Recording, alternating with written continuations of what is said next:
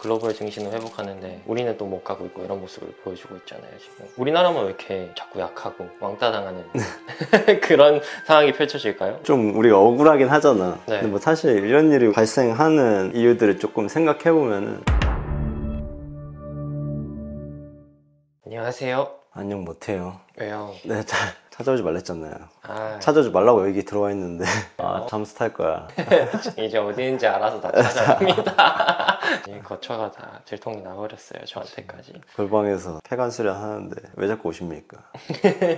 제가 계속 사무실에서 공부를 하다가 좀 답답하고 궁금한 게 있어가지고 찾아왔거든요. 9월에 금리 인하 했잖아요. 그리고 저희도 따라서 최근에 0.25bp 낮췄는데, 그리고 유럽이랑 중국까지 사실상 기준금리인 대출 우대금리를 인하하고 부양책도 계속 진행하면서 글로벌 증시는 회복하는데 우리는 또 못 가고 있고 이런 모습을 보여주고 있잖아요. 지금 우리나라만 왜 이렇게 자꾸 약하고 왕따 당하는 그런 상황이 펼쳐질까요? 우리도 같이 인하했는데.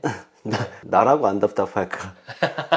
진짜 9월에 조정이 있었나 싶을 정도로 사실 미국 증시는 거의 사상 최고치를 경신하면서 랠리를 이어가고 있잖아. 최근에 이제 중국 증시도 부양책 이야기 나온 뒤로 크게 반등해주는 모습을 또 보여주고 있기도 하고, 근데 우리나라 증시는 2600대에서 박스권의 움직임을 조금씩 보여주고 있는데, 원래 뭐 국내 경기 자체에 큰 영향을 주는 미국이랑 중국이다 보니까 증시 자체의 움직임도 함께 가는 경우도 많이 있는데, 이번에는 국내 증시로까지 그런 분위기가 좀 이어지진 못하고 있는 것 같아. 근데 떨어질 때는 같이 또 떨어지던데요, 이게.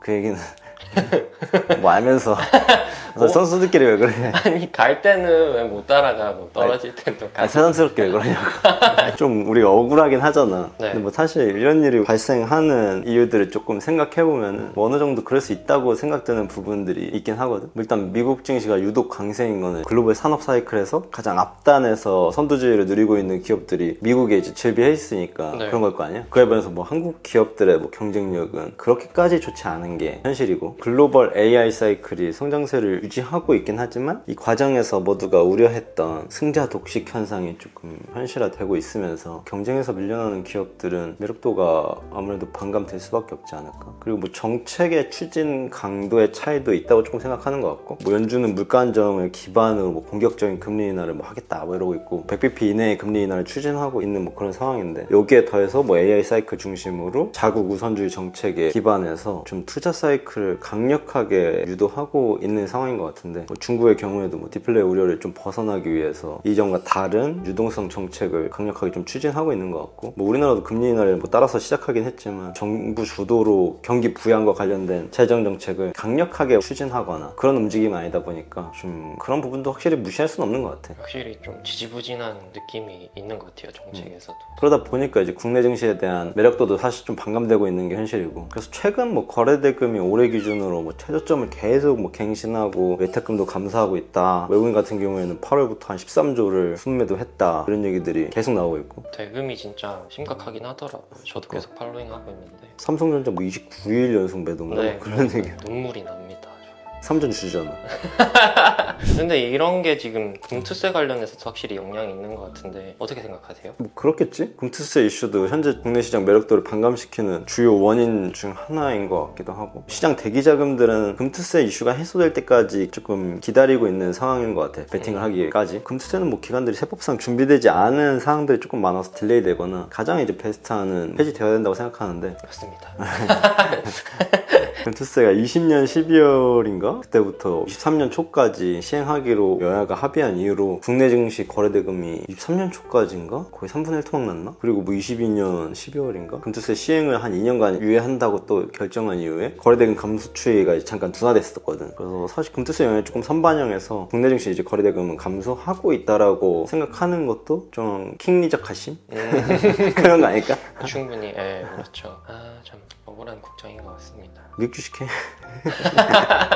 진짜 심각하게 고민을 하게 된다니까요. 하이브리드 전략 해야 된다니까. 네, 국장에서 벌어서 미장에 옮기는 전략을 정말 해야 하는지, 그러자니 시드가 너무 좋고 그래서 그 거래 대금이 마르고 있는 거의 원인에는 제 생각에는 미국 대선도 영향이 있을 것 같은데. 그런 것 같아. 미국 대선 영향은 이제 글로벌 증시 전체와 이제 산업 전체에 영향을 미친 요소다 보니까 베팅을 주저하게 만드는 요소라고는 나도 생각하고, 빅 이벤트인 만큼 시장 변동성이 어느 정도 줄어들고 어느 정도 이제 정책 방향성이 정해지고 나서 들어간 자금들도 많이 대기하고 있을 거니까 그런 측면에서도 한 파트에서는 대기 자금 수요가 있지 않을까. 보통 대선 끝나고 첫 해는 증시들이 좋긴 하더라고요. 지금 자료들을 보면.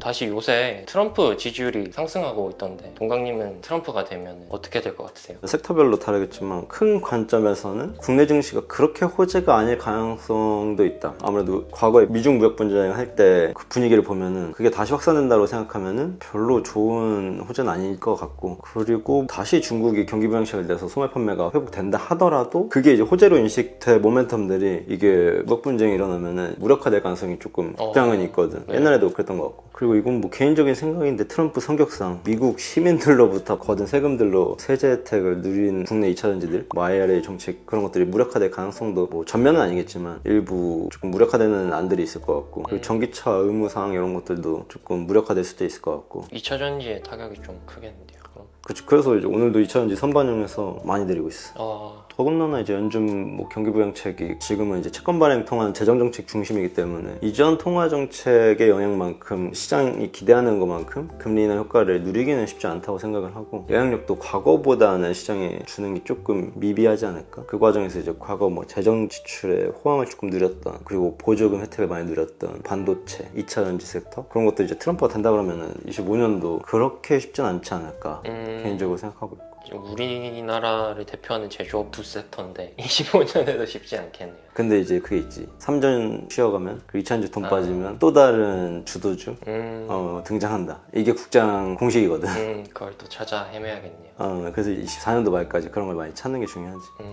그리고 3분기 실적에 대한 얘기를 좀 해주셨잖아요. 저번 영상에도 그렇고. 지금 시기에 또 주목해볼 만한 부분이 있을까요? 곧 있으면 이제 11월 7일인가? MSCI 이제 편입편출 리뷰가 있는데, MSCI도 주가에 영향을 주는 주요 이벤트 중에 하나니까 눈여겨보면 좋지. 뭐 리포트나 이제 뉴스들 보니까 이번에 편입 조건에 부합한 종목이 뭐 현대로템, 그리고 LIG넥슨, 니가캠, 삼증, 뭐 HD 현대미포 이 정도가 있었던 것 같고, 이번 편입은 조금 힘들어도 뭐 다음 지수 편입 가능한 것들은 시장에서 호재로 좀 인식하면서 미리 주가가 상승하는 경우가 좀 있거든. 이게 시장에서는 이제 많이 노출돼서 MSCI 기법이 안 먹혀, 옛날보다는. 옛날에 많이 먹혔던 방법인데, 그래서 이러한 부분에서 예상 후보로 거론되는 종목들은 주가 흐름을 이번 기회에 살펴보면서 트레이딩 기회로 활용해보거나 시장 경험을 쌓는다는 측면에서 해보아도 좋지 않을까. 그리고 뭐 저번 영상에서도 우리가 말했지만 3분기 실적 시즌이니까 실적 관련해서 뭐 트레이딩 기회를 잡아보는 거, 실적이 잘 나올 것 같은 이제 종목과 더불어서 실적에 대한 기대치가 현재 주가에 얼만큼 반영되어 있느냐를 조금 고려해서 종목을 선정하면 좀 좋을 것 같아. 근데 이게 뭐 측량하기는 되게 어려운 것 같고, 근데 누구나 이제 뭐 3분기 실적이 잘 나올 걸 알고 있는 상황에서 주가가 실적 발표 전에 뭐 일전에 평균적인 등락폭을 넘어가지고 평균 변동성보다 너무 높게 이미 상승하고 있다 그러면 사실 해당 부분을 어느 정도 선반영하고 있는 거잖아. 근데 그렇게 되면 오히려 실적 발표날 이제 매도하고자 하는 세론이 발생할 수 있는 상황이 더 높아지기 때문에 동시에 이제 크게 하락하는 경우도 있어. 그래서 그런 것들을 이번 3분기 실적 시즌에 좀 매치해서 케이스로 가져가 보면 좋지 않을까. 그리고 뭐 3분기 영업이익 컨센서스가 3개월 전보다 상향 조정되어 있는 종목들도 주목해서 좀 케이스를 확보해보고, 기존 예상 실적보다 잘 나올 것 같을 때 컨센서스 상향이 이제 이루어지기 때문에 뭐 어닝 서프라이즈나 실적 호조로 주가 상승이 일어날 가능성도 당연히 있고, 예상되는 지금 섹터들로는 뭐 은행, 증권, 자동차, 조사, 뭐 통신 이런 것들 이제 컨센이 조금 올라가고 있는데, 뭐 이런 것들 안에서 자기 취향에 맞는 거 몇 개 이렇게 그냥 넣어두고 그 시즌에 보면서 이게 어떻게 주가에 반영되는지 케이스로 조금 확보하면은 이게 다 자산이지, 시장 자산. 그렇죠. 저도 실적 시즌 되면 좋을 섹터를 한번 소팅하고 거기에 해당하는 종목들 PBR을 한번 확인하거든요. 그래서 좋을 거라고 예상되는데 PBR이 낮은 종목들은 한번 매수를 고려해보는 전략을 쓰고 있긴 해요. 실제로. 맞아. 그런 것도 되게 실적이랑 자기 안에 펀더멘탈 지표들 확인해가면서 하는 거는 나쁘지 않은 것 같아요.